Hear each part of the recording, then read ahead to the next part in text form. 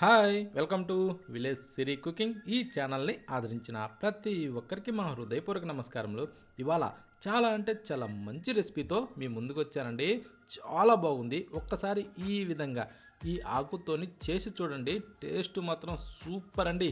ఈ చుక్క కూరతోని ఇంత ఈజీగా ఇంత సింపుల్గా వేరే ఏ కర్రీ కూడా చేయలేరండి. అంత సింపుల్గా దీన్ని తయారు చేసుకోవచ్చు. కొత్తదనంతో సూపర్ టేస్టీగా ఉందండి. రుచి మాత్రం చాలా అంటే చాలా అద్భుతంగా ఉంది.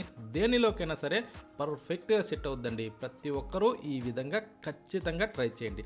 దానికి ఏంటంటే ఈ చుక్క కూరని తీసుకోవాలి. ఆ చుక్క కూరని శుభ్రంగా కడిగి ముదురు కాడలు మొత్తం తీసేసుకునేసి ఫ్రెష్గా రెడీ చేసి పెట్టుకోవాలి. ఇప్పుడు దాన్ని అయితే పక్కన పెట్టేసుకునేసి స్టవ్ మీద ఒక ప్యాన్ పెట్టుకొని దాంట్లో ఒక 2 టేబుల్ స్పూను ఆయిల్ వేసుకోవాలి. ఒక 2 గంటలు ఆయిల్ వేసిన తర్వాత దాన్ని కొంచెం వేడెక్కనిచ్చేసి తాలింపు గింజలు వచ్చేసి 1 టేబుల్ స్పూను వేసుకోవాలి. వేసిన తర్వాత వెల్లుల్లిపాయలు ఒక 6-7 తీసుకునేసి కొంచెం ముక్కుల్ని అలా నలగ పొడిసి అందులో వేసేసుకోవాలి. ఓకేనా? ముక్కుల్ని ఆ విధంగా నలగ పొడిసి వేసిన తర్వాత ఇప్పుడు సన్న మంట మీద వీటిని కొంచెం కలర్ మారేంత వరకు లైట్గా అలా వేగనిచ్చుకోవాలి. ఈ విధంగా ఎరడాలుగా వేగిన తర్వాత ఇప్పుడు ఎండుమిరపకాయలండి ఒక 3 దాకా అలా ఇరిసి అందులో వేసేసుకునేసి వీటిని కూడా సన్న మంట మీద కొంచెం కలర్ మారనిచ్చుకోవాలి. ఈ విధంగా కలర్ మారిన తర్వాత ఇప్పుడు దీంట్లో కట్ చేసిన ఉల్లిపాయలు, నేను పెద్ద సైజు ఉల్లిగడ్డల్ని ఇలా సన్నగా పొడవుగా కట్ చేసి అందులో వేసా ఒక 2. పచ్చిమిరపకాయలు ఒక 3 మధ్యలోకి చీరి వేసి ఒక 2 రెబ్బలైతే కరివేపాకుని దూసి అందులో వేసేసాను. ఓకేనా? ఉల్లిపాయలు మనం కట్ చేసుకునేటప్పుడు కొంచెం సన్నగా పొడవుగా కట్ చేసుకుంటే ఇవి వేగటానికి చాలా అనుగుణంగా ఉంటుంది. మంచి కలర్ వచ్చేంత వరకు అయితే వీటిని మనం వేగనిచ్చుకోవాలి. ఈ ఉల్లిపాయలని మనం ఎంత బాగా అయితే ఫ్రై చేసుకోగలుగుతామో అంత టేస్ట్ వస్తుందండి ఈ కర్రీకి. ఓకేనా? ఈ టైప్లో కొంచెం అలా కలర్ మారిన తర్వాత ఇప్పుడు చిటికెడు పసుపు అందులో వేసేసుకునేసి రుచి సరిపడా సాల్ట్ కూడా దాంట్లో వేసేసుకోవాలి. వేసిన తర్వాత ఇప్పుడు ఈ ఉల్లిపాయలు ఇవన్నిటిని ఈ టైప్లో కలుపుతూనే మంచి గోల్డెన్ బ్రౌన్ కలర్ వచ్చేంత వరకు అయితే వీటిని మనం మంట లోలో ఉంచుకునేసి ఫ్రై చేసుకోవాలి. మనం ఎంత బాగా ఇవి ఫ్రై చేసుకోగలుగుతామో కర్రీ అంత టేస్ట్ వస్తుందండి. ఓకేనా? అందుకోసం అనేసి వీటిని మాత్రం ఈ టైప్లో వేగనిచ్చుకోవాలి. ఈ విధంగా వేగిన తర్వాత ఇప్పుడు మనం ఇందాక రెడీ చేసి పెట్టుకున్న ఆ ఆకును తీసుకునేసి ఈ చుక్క కూరని ఏంటంటే మనం ఒలుచుకునేటప్పుడు ముదురు కాడలు అనేది లేకుండా శుభ్రంగా ఒలిచేసుకోవాలి.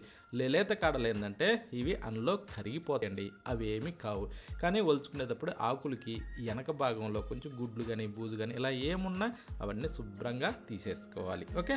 ఇప్పుడు ఆకంతా వేసిన తర్వాత మూత పెడితే ఈ టైప్లో ఒక 2 నిమిషాలు మూత పెడితే ఈ టైప్లో మగ్గుతుంది. మగ్గిన తర్వాత ఇలా కాస్త తిరగేసుకోవాలండి.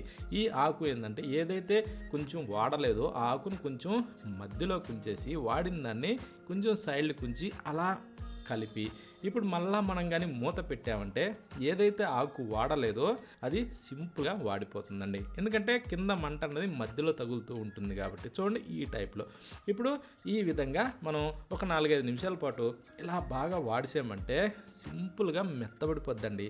ఇప్పుడు దీన్ని ఏంటంటే ఇంకా మనకి ఆ స్మెల్ వస్తూ ఉంటుందండి. ఆ స్మెల్ కానీ ఈ పచ్చి వాసన పోయేసి కర్రీ టైప్లో స్మెల్ వస్తుంది చూడండి, అప్పుడు అది ఉడికిపోయినట్టు.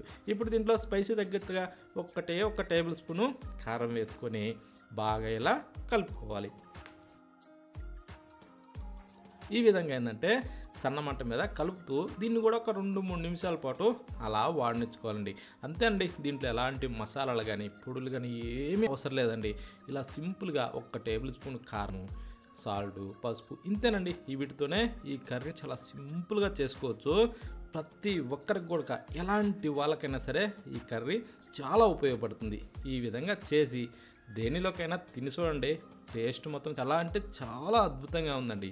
వేడివేడి అన్నంలోకైనా సరే, చపాతీలోకైనా సరే, రాగి సంగటి చేసుకున్న ఆఖరికి ఎందుకండి దోశ చేసినా కానీ దాంట్లో అలా తీసుకొని తిని చూడండి. ఎంత అద్భుతంగా ఉందంటే అంత అద్భుతంగా ఉంది. చాలా సింపుల్గా ఈజీగా దీన్ని ఎవరైనా సరే ఎంత కొత్త వాళ్ళైనా సరే తయారు చేసుకోవచ్చండి. ఈ టైప్లో ఈ ఆకుకూరని చేసి చూడండి. రుచి మాత్రం చాలా అంటే చాలా అద్భుతంగా ఉంది. ప్రతి ఒక్కరూ ఈ విధంగా ట్రై చేయండి.